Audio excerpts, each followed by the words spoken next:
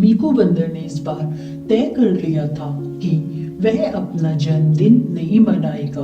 वह सुबह ही झील के उस पार चला जाएगा, वहीं सारा दिन रहेगा, फिर शाम को घर लौटेगा। पिछली बार उसने बहुत धूमधाम से अपना जन्मदिन मनाया था।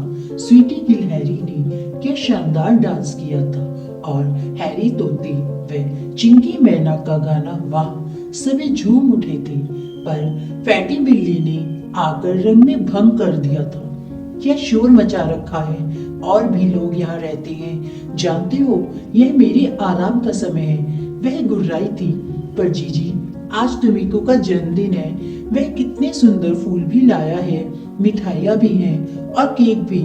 वाइटी खरगोश ने कहा था, मुझे यह सब पसंद नहीं, कहकर वह पैर पटकती चली गई थी। उसके जाते ही वह पार्टी भी जैसे तैसे पूरी हो गई, पर सभी लोगों को बहुत बुरा लगा। मीकू तो उदास ही हो गया। तभी उसने तय कर लिया था कि अगली बार अपना जन्मदिन नहीं मनाएगा। लिली लोमड़ी को उसकी यह उदासी पसंद नहीं थी। उसे पता लग गया था कि मीकू आज घर पर ही नहीं रहेगा, ना ही वह अपने जन्मदिन की कोई तैयारी कर रहा है। उसने स्वीटी गिलहरी को बुलाकर कुछ समझाया। वह फुदकती हुई ब्लैकी कोए के पास जा पहुंची। ब्लैकी पिंकी चील को लिली का संदेश दे आया। पिंकी आकाश में उड़ती हुई झील के चारों तरफ चक्कर लगा रही थी। तभी उसने देखा मीकू दूर पेड़ पर चुपचाप बैठा हुआ है। हेलो, वह उसके पास पहुंची। Happy birthday. कौन? वह चौंका।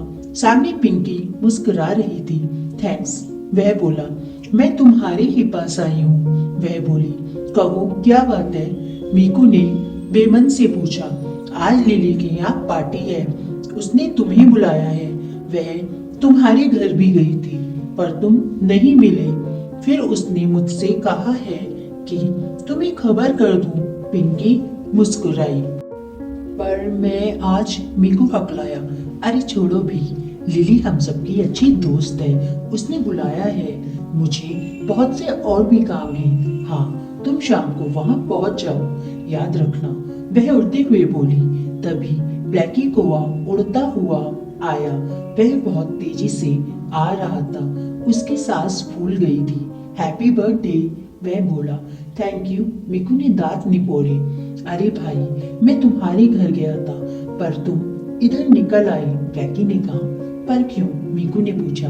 अरे आज लिली लोमड़ी पार्टी दे रही है, उसने तुम्हें लाने का काम मुझे सौंपा है, ब्लैकी बोला। मैं आ जाऊंगा, मीकू ने कहा। नहीं दोस्त, जो हो गया सो हो गया। पुरानी बातों को बार बार याद रखना गलत है। हम तो दोस्त हैं, हमेशा अच्छी बातें ही याद रखते हैं। चलो, ब्लैकी ने जोर दिया। कहाँ? मीकू ने पूछा। घर? यहाँ अकेले रहना क्या अच्छा है, वह बोला। मीकू उसके साथ लौट आया, पर उसका दिल खुश नहीं था। रास्ते में भालू दादा का घर था। वे अपने बच्चों के लिए नए कपड़े लेकर आ रहे थे। दादा, कहाँ की तैयारी हो रही है, ब्लैकी ने पूछा।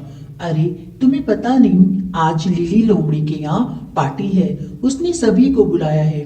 आज वहाँ स्वीटी गिलहरी अपना नया गाना भी सुनाएगी। वह हंसे। वाह, आज क्या मजा आएगा। ब्लैकी मुस्कुराया, पर मीकू अभी भी उदास था।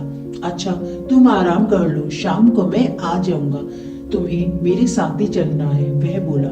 ब्लैकी के जाते ही मीकू चुपचाप अपने घर में चला गया। उसे पिछली पार्टी की याद आती रही। वह चुपचाप उदास लेटा रहा। उसको कब नींद आ गई पता नहीं चला। जब कोई ने उसे जगाया तब वह जगा। अरे मैं सो गया था, वह बोला। लो, उसने नए कपड़ों का पैकेट खोलते हुए कहा। यह क्या है? मीकू हैरान हो गया। तुम्हारी आज की नई ड्रेस, वह बोला। पर मुझे तो आज कुछ नहीं करना है, मीकू बोला।